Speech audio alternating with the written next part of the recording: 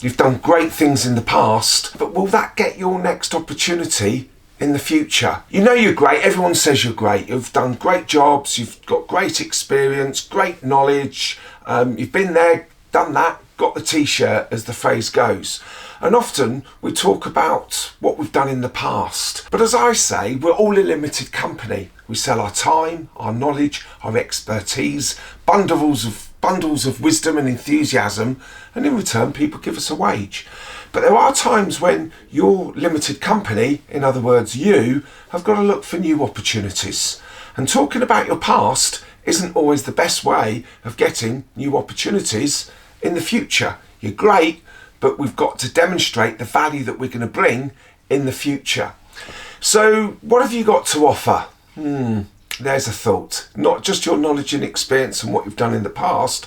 Start thinking and tapping into your marketing department in your limited company about the value that you can bring in the future. As I said, we're great at talking about what we've done in the past, and this does develop credibility and shows that you're capable of certain things.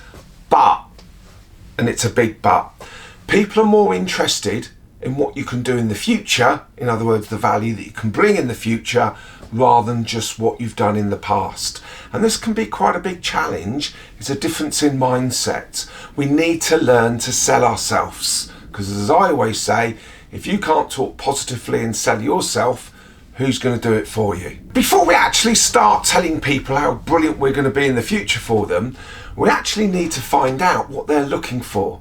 Now, this may be a new job opportunity, it may be a new project, a new role in your current company. Before you dive in and tell them how wonderful you are and how brilliant you're going to be in the future, just take a minute.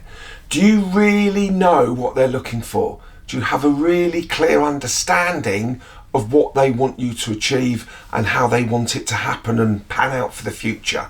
This is really important. And sometimes before we start talking about ourselves, because we're great, we need to really understand, do we understand what they're looking for? Have we done what I call our due diligence on the project, on the new role, the new job, whatever it is, the new career?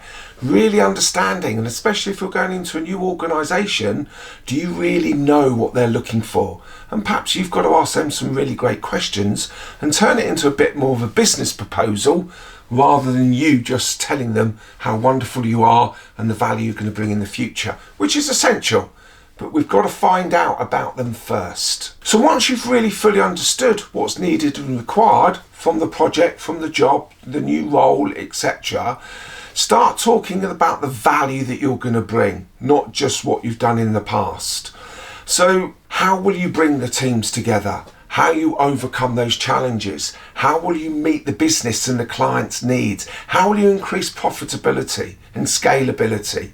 Learn to talk about the value and the difference you're going to make. But you can only do this if you really understand what they're looking for. So treat this as a business proposal, as I've already said. And a business proposal is all about understanding the needs, the wants and the desires of whoever we're talking to.